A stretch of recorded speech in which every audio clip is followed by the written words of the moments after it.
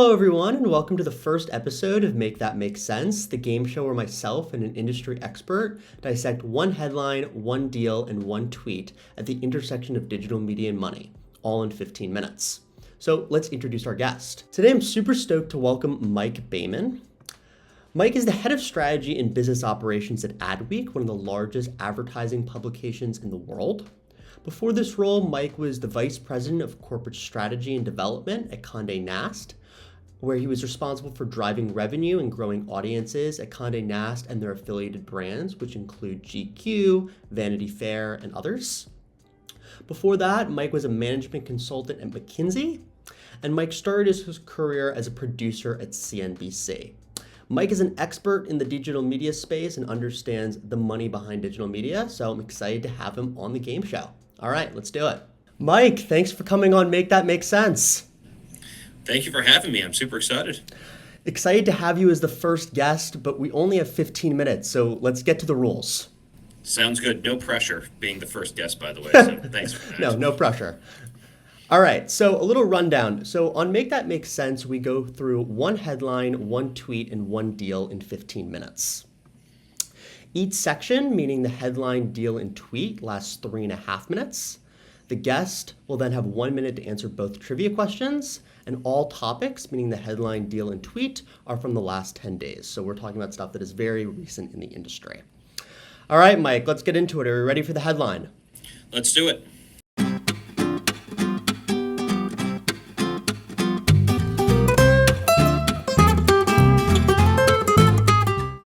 So it's obviously hard to get away from anything election cycle given this week, and digital media is not far from that. I want to break up this headline into two parts and then have you make sense of both of them. The first is the increased opportunity for consolidation. Some people may say that M&A in the media space was already going to happen in 2025, even if Trump was elected. So I'd like to hear your take on that. And then if consolidation is coming, what parts of the digital media space do you think are most ripe for consolidation? Yeah, so consolidation in digital media is the norm. And the fact that the Trump administration will likely have a much more, say, laissez-faire approach to looking at regulation is probably not going to necessarily change what was going to already be a really, really strong 2025 for increased deal flow, based on what my kind of look of the industry is. Looking at kind of a crystal ball, there's been a lot of news around potentially big deals in media that have already started to pop up. There was recently the announcement that Comcast is exploring strategic alternatives for its cable networks. Now that Paramount is being purchased by Skydance with its cable networks, I imagine that there's a lot there as well. But admittedly, those were going to happen because of broader kind of industry trends. And this is just something that potentially now with the new administration might just be accelerated a bit, but ultimately probably were going to happen anyway. Within digital media, that is just the normal ebb and flow.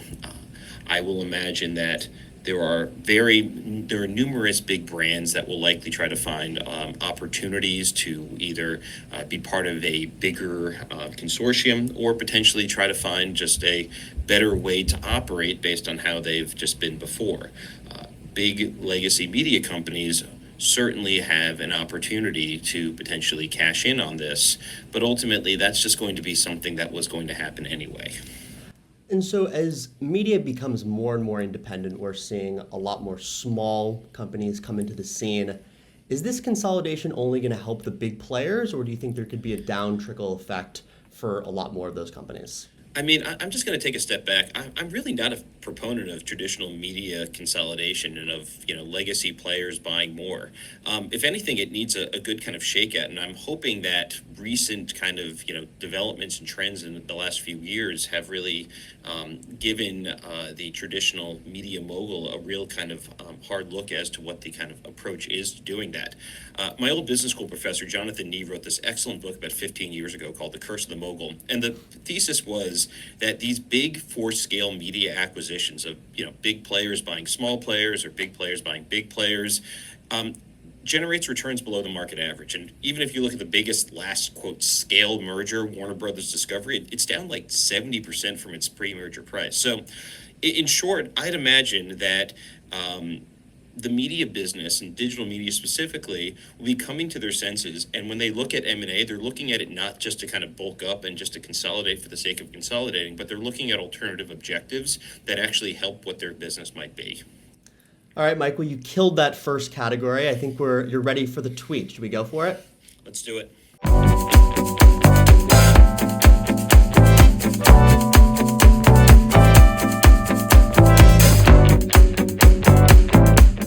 So a lot of people are calling this past election the podcast election, which I think warrants a lot of truth given the influence of podcasters like Joe Rogan and others. I first want to ask, do you agree with this and why? And then we'll go from there. I think this is podcasting's time. There was a great stat from a few years ago when I was at Condé Nast when we were resetting our audio network, and it was that in 2021, half of the American population under 34 listened to podcasts, and by 2024, it'd be half of Americans, period, would be listening to podcasts. And if this election has proven anything, it's shown that it was probably a conservative kind of assumption to say only half of America is listening to podcasts. Audio is something that is massive. It can be engaged with passively. It's the place that is the medium that exists in the third space. It exists when you're driving, at the gym, commuting, doing laundry. And it fills the spaces that traditional video, even YouTube and TikTok, can't occupy. And it's going to continue to only increase in terms of audience as well as in terms of monetization capabilities. You bring up monetization capabilities. How do you see monetization trends continuing to expand as the podcast industry gets more investment? This is very much an if you build it, they will come kind of industry. Audio is, I think, less than $3 billion based on the last look at eMarketer that in the U.S. And yet, if you have half of America listening to podcasts on a given given period, and yet you're only talking about $3 billion, there's a lot of opportunity for growth. I'm really excited to see what it's going to look like in the next couple of years, specifically as marketers look for more niche audiences that they cannot find in traditional media, or they don't feel necessarily that YouTube or TikTok are necessarily, quote, brand safe environments to be able to ultimately kind of share their news. And you do mention that audio, like podcasts, offer a different type of experience than a YouTube or TikTok does. But we have seen now really the most viewed overall platform for podcasts is becoming YouTube. And so many more podcasts are adding a video element. Do you think that's going to continue? And how do you think that's going to shape the future of the podcasting space? Yeah, I think it's a really interesting trend. And when people think of audio, YouTube is not necessarily the first spot, but in reality, it is the largest platform where it is being consumed. And a lot of that comes down to not necessarily the fact that YouTube is the easiest place to listen to audio, but it's the easiest to discover new content. And so audiences are actively using YouTube to fix what was historically the biggest problem in the audio industry and the podcast industry, which was discovery. As early as, I think, last year, the number 1, 2, and 3 ways that podcasts were discovered were through word of mouth, other podcasts, or the Apple/Spotify top podcast lists. And YouTube has completely changed that in that now there is a thoughtful and tried and true algorithm that actually rewards good audio, but also good audio with video. That said, audio podcasts that are being watched on video has provided slightly different experience, but it's not that much different if you still just listen to a podcast. Joe Rogan, you certainly can watch him, but listening to him, it's the same exact kind of takeaways that you'd get if you were watching him in the studio. I think that makes a lot of sense. Are we ready for our deal? Let's do it.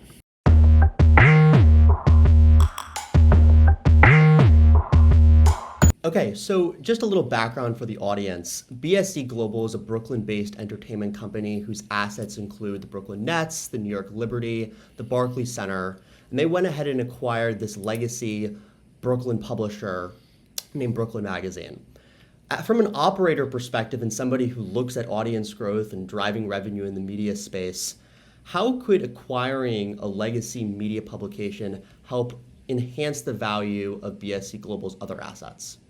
Yeah, so this is a great example of a really interesting vertical integration, and it's one that I'm really excited to see how this plays out. BSE Global owns the New York Nets, owns a bunch of other Brooklyn properties, and for them being able to give a platform to local businesses and guides, and ultimately create an advertising subscription events kind of platform that helps augment what people do after a Nets game, or what they do after an event or a concert, really will only add to the value of BSE Global's assets. It's a great, thoughtful acquisition that hopefully should change what people think about what local media and local content can do. I'm going to kind of put you on the spot here. What are a couple of other businesses that you think would really benefit from buying a local media asset to enhance their storytelling capabilities? Yeah, it's a really interesting question. Local media is been overlooked significantly in the marketplace. Sure, there are legacy newspapers, there are legacy publications, but local is something that has continually popped up as a really powerful, important niche driver. And so when I think about what local media could ultimately do, I think about venue operators, I think about hotel companies, I think about organizations that have a real vested interest to tell the honest and potentially positive stories about the arts and culture scene in local cities and local towns where they might have some operations, and use that as an opportunity to really kind of buoy what that might be. It isn't necessarily local news, and local news is something that is incredibly important, and I know that there's a lot of major organizations that are spending a lot of time and money, like Axios, to try to build up local organizations. Those have a very different kind of monetization go to market. What I'm really excited about seeing is how all of these different models combine. For a long time, it seemed that the only kind of play in local was either you start something up, like a website, or you try to wriggle away one or two local newspapers from one of the legacy players at a discount and hope that you can somehow turn a profit.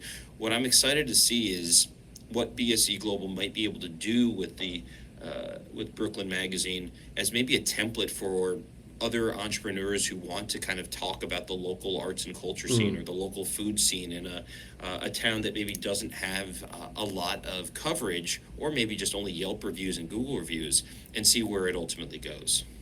Well, Mike, it's time to get to the serious stuff, and that means trivia. Are we ready? Let's do it. All right. First trivia question, guess that company.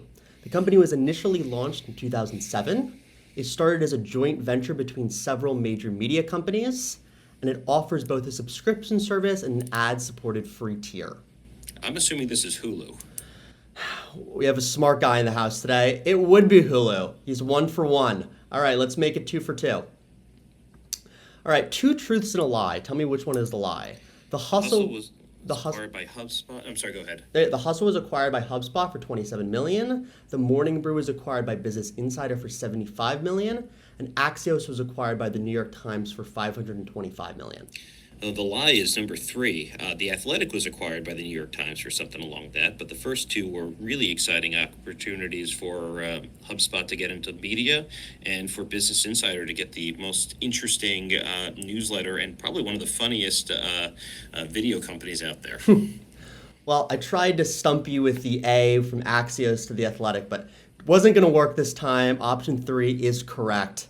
Well, guys, that's all we have for the first episode of Make That Make Sense. I hope you guys all enjoyed it. We'll be back next week with a really cool guest and another episode. Again, as I've mentioned on LinkedIn and in the newsletter, the show is meant to drive engagement, and the best way you can do that is subscribe to the newsletter and suggest deals, headlines, tweets, or even trivia questions that you'd like the guests to make sense of.